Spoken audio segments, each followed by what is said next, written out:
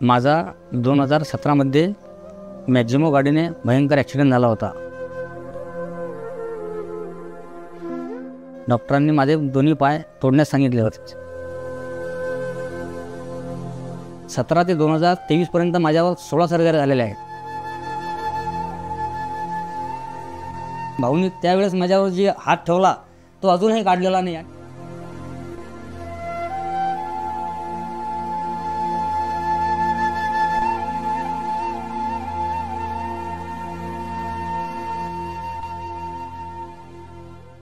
नमस्कार, मी दीपक सुधाकर मेटांगे, राहणार वडनेर होलजी, तालुका नांदोरा। माझा 2017 मध्ये मॅक्झिमो गाडीने भयंकर ॲक्सिडेंट झाला होता। त्यानंतर मी सिल्वर सिटीमध्ये माझे प्राथमिक उपचार केले।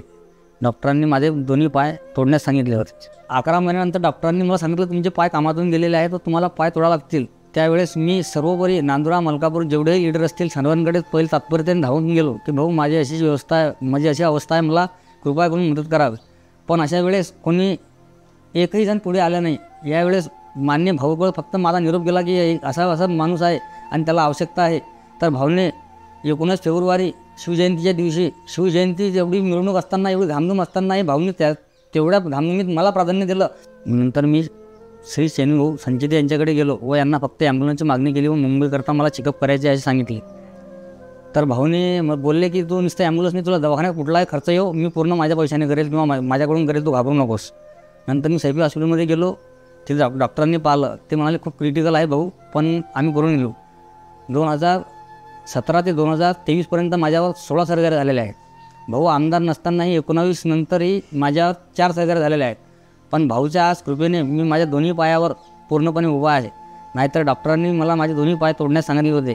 जर भाऊ नसते तर आज मी आयुष्यात उभा नसतो राहिलो। पण आज भाऊच्या भरोशावर मी छोटा मोठा माझा धंदा करत आहे। मी 5-25 माझा करून माझा घराचा परिवार चालत आहे।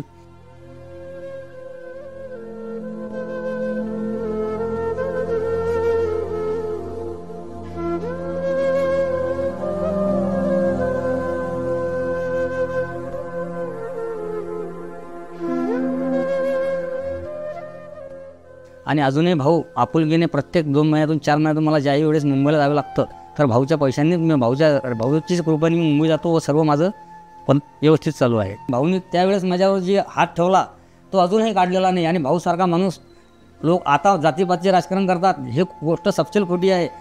भाऊच माझ्या मागे आले। मी जातीच्या माणसाकडे सुद्धा गेलो व मला मदत मागितली, मला कोणीही उभे केले नाही। त्यावेळेसच भाऊ जातीचे नसतानाही उभे राहिले। म्हणून म्हणतो जातपात काही नाही, भाऊ फक्त गोरगरिबांच्यासाठीच सेवा करतात आणि आजही तत्पर आहेत। आता माझी एक सर्जरी बाकी आहे, हा पाय सरळ करायचा आणि याच्यातले थोड्याफार काही पूर्वत करायचा। पण इथली स्किन आता पूर्ण खराब झालेली आहे। तर भाऊनी सांगितलं ज्यावेळेस तू मेंटली व तुझ्या स्ट्रॉंग होशील त्यावेळेस मला फक्त सांग व मी तुला पूर्ण आणखीन जेवढं होईल तेवढी मदत करून देईन।